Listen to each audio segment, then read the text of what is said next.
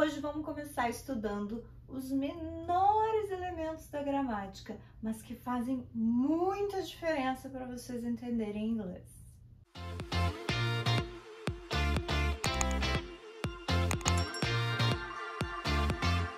Oi, eu sou a Val, tua teacher de inglês, e hoje a gente vai estudar os menores elementos da gramática, que são os morfemas. Os morfemas, or morphemes, já em inglês, vão ser as menores partezinhas da gramática e elas são estudadas, essas partezinhas, pela morfologia, morphology. O que é a morfologia? Ela é o estudo da formação e classificação das palavras. Como a gente forma as palavras e como a gente classifica elas. Então, vocês já sabem que tem pronome, substantivo, adjetivo, verbo, advérbio, e saber reconhecer essas classes de palavras ajuda muito a gente a compreender o inglês, por exemplo. Quando a gente tem a palavra book, nem sempre significa livro, às vezes é um verbo e significa reservar. Então, a gente ter noção dentro da frase de que parte do discurso, né, qual a classificação daquelas palavras ali, ajuda muito a gente a compreender o que está dizendo. Like é outro exemplo. Muita gente enxerga a palavra like e interpreta como o verbo gostar. Às vezes é uma preposição. Então, a gente precisa entender as classificações e também como a gente forma as palavras, porque às vezes vai ter um morfemazinho que a gente agrega àquela palavra e já transforma numa outra classe de palavras. Então, é isso que a morfologia vai estudar. Então, hoje a gente está vendo aí o nosso primeiro elemento daquela lista que a gente viu na aula anterior, lembram? Então, vamos ver aqui um exemplo na prática. A palavra threatening. A gente pode dividir ela em pedacinhos menores. Então, a gente vai chegar aqui no threat and in, ameaça. Quando eu coloco esse en depois, vai ficar threaten. Aqui já é o verbo ameaçar. E quando eu coloco o ing depois, aí eu tenho threatening. Isso aqui já vira um adjetivo.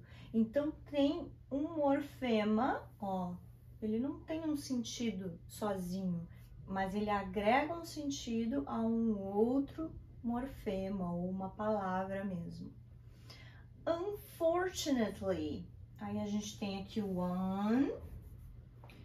unfortunately. Cada um dando um sentido, né? Cada morfeminha dando um sentido diferente. A gente tem esse morfema aqui, que na verdade não tem o E, ó, né? Mas ele deriva dessa palavra, né? Fortune.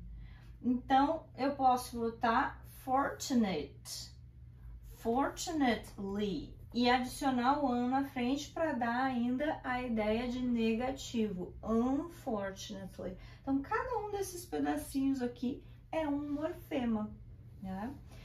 Quando eu uso só esse morfema, o threat, eu já tenho uma palavra. Então, ele é um morfema, mas ele já é uma palavra também. A gente chama isso de um morfema livre, a free morpheme, porque ele existe sozinho na língua. Então, é um morfema e também uma palavra, ou então um morfema livre.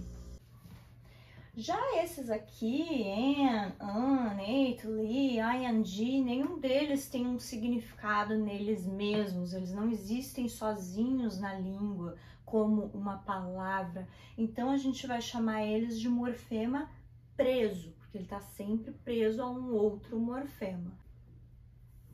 Esses morfemas presos, eles também são chamados de afixos, affix, que é ou sufixo ou prefixo. Aí aqui depende de em que posição da palavra ele vai entrar.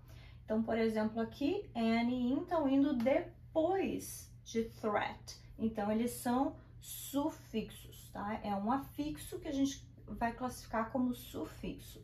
E aqui o an vem na frente, então ele é um prefixo. Tanto o sufixo como o prefixo a gente chama de afixos, que são também morfemas presos. Então, são formas de categorizar esses morfemas presos, tá?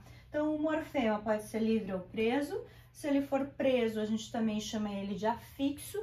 E a gente pode classificar esse afixo como sufixo, que vai depois, ou prefixo, que vem antes. Então, an é um prefixo, ate e li vão ser sufixos. Todos eles são morfemas presos. Fortune é um morfema livre porque ele existe sozinho na língua com um significado próprio. Quando eu incluo alguns afixos, alguns sufixos, geralmente sofre alguma alteração ortográfica. Então, aqui perdeu o E, por exemplo, em unfortunately. A gente pode ter palavras compostas de dois morfemas livres. Então, aqui a gente vai ter palavras compostas, como, por exemplo, hopeless. Tanto hope como less são livres, são palavras. E aí a gente junta as duas e forma uma nova palavra, hopeless. E é o mesmo caso de bookcase. Bookcase. As duas palavras existem sozinhas. A gente junta as duas e forma uma nova palavra. E aqui a gente já tem alguns exemplos de morfemas presos que têm sentidos específicos, eles vão transformar as palavras, vão agregar sentido a esses morfemas livres, a essas palavras, e por isso é bem importante a gente saber a morfologia, porque aí a gente consegue interpretar, a gente consegue pegar qualquer palavra, mesmo que seja uma palavra desconhecida, que tenha aquela terminação, aquele sufixo, eu já sei que aquilo ali significa tal coisa. Então, por exemplo, dogs. Dog vai ser o meu morfema livre, ele funciona sozinho como uma palavra. Quando eu boto esse S, eu estou transformando essa palavra num plural. E cada língua vai ter o seu morfema diferente que vai marcar plural. Para nós, no português e no inglês, o S é a marca de plural normalmente. No italiano, por exemplo, não. Eu vou dizer paparazzo e o plural vai ser paparazzi. Então, aqui não é o S que dá a marca de plural. Então, em inglês, sim, o S é o meu morfema que vai transformar essa palavra em plural. Aqui, cold. Call vai ser o meu morfema livre, a minha palavra, e aí eu agrego esse sufixo ed. O que ele faz? Ele transforma esse verbo em passado. Então, essa é a minha marca de passado no inglês, simple past. Dentro dessa frase aqui, Tom loves pizza. Agora a gente tem o love e um S no final. Esse S não é o mesmo morfema desse aqui. Esse S marca plural, esse aqui não marca plural. O que ele está fazendo? Ele está conjugando o verbo no presente simples, na terceira pessoa do singular, inclusive, não é plural. Então, Tom é ele ama pizza. Com he, she, it, a gente precisa colocar o S no presente simples. Então, esse não é o mesmo morfema. Os dois são uma letrinha S, mas eles são morfemas diferentes, que vão agregar um sentido diferente para aquela palavra. E esse S aqui, Sandra's house. Agora eu tenho um apóstrofe S que está marcando o quê?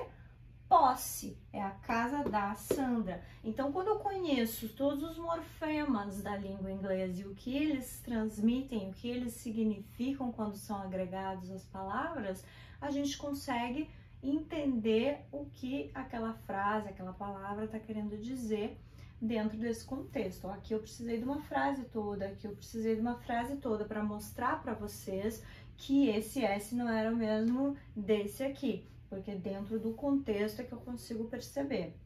Se eu não tivesse o house aqui, poderia ser uma contração do verbo to be, Sandra is. Então, na verdade, a morfologia, muitas vezes eu não consigo dissociar da sintaxe, que é o estudo da frase inteira, né, das orações. Então, a gente tem como estudar morfologia sozinho, mas em partes, né? Então, geralmente, o que a gente tem é um estudo da morfossintaxe, as duas juntas. Esses são dois exemplos em que eu só consigo perceber que morfema foi esse que eu usei dentro de uma frase. E agora eu vou deixar uma tarefa para vocês aqui. Uma das palavras mais longas da língua inglesa é essa aqui, ó. Vou tentar pronunciar ela, vamos lá. Anti-disestablishmentarianism. Bom, ela é enorme. Obviamente aqui tá cheio de morfemas, cheio de sufixos, prefixos. Então eu quero que vocês tentem identificar qual é o meu morfema livre e quais são os morfemas presos que estão acoplados aqui nessa palavra enorme. Deixa nos comentários a tua resposta, mas depois vai lá conferir que tá na descrição desse vídeo a resposta.